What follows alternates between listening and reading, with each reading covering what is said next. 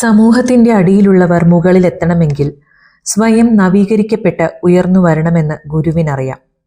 ആരോടും ശണ്ടയുണ്ടാക്കാതെ, ആരെയും വെറുപ്പിക്കാതെ ആ പരിഷ്കരണം നടപ്പാക്കാനായിരുന്നു അദ്ദേഹത്തിന്റെ ശ്രമം. ഉയർന്ന ജാതിക്കാരും അതിന്റെ ഉദ്ദേശശുദ്ധി മനസ്സിലാക്കിയെന്നതിന് തെളിവാണ് ആ സ്വീകരണം. ബ്രാഹ്മണരടക്കം ഉയർന്ന ജാതി എന്ന് വിശ്വസിക്കുന്നവർക്കെല്ലാം പശ്ചാത്താപത്തിലേക്കുള്ള വഴി കാണിച്ചു കൊടുക്കാൻ പിറന്ന മഹർഷി എന്നാണല്ലോ അദ്ദേഹം വിളിക്കപ്പെട്ടത്.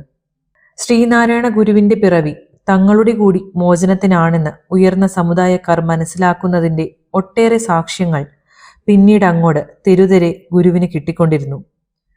ബ്രാഹ്മണനായ ചീഫ് ജസ്റ്റിസ് സദാശിവയ്യർ ശിവഗിരിയിലെത്തി ഏറെ നേരം ഗുരുവിനോടൊപ്പം ചെലവഴിച്ച് അനുയായിയായി തിരികെ പോയി. സംസ്കൃത വിദ്യാമന്ദിരം തുടങ്ങാൻ ഗുരു 1 വർഷത്തോളം ആലുവയിൽ താമസിച്ചു. അപ്പോൾ ചീഫ് ജസ്റ്റിസ് മന്നത്ത് കൃഷ്ണൻ നായർ കാണാനെത്തി. വിദ്യാമന്ദിരം ഉദ്ഘാടനം ചെയ്തതും അദ്ദേഹമാണ്. അപ്പോഴേക്കും അദ്ദേഹം തിരുവിതാംകൂർ ദിവാനായി കഴിഞ്ഞിരുന്നു.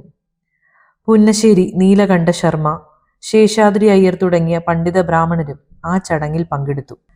500 വർഷത്തെ കേരള നവോത്ഥാന ചരിത്രത്തിന്റെ പശ്ചാത്തലത്തിൽ വിവരിക്കപ്പെടുന്ന ഒരു വർത്തമാനകാല പ്രമേയം.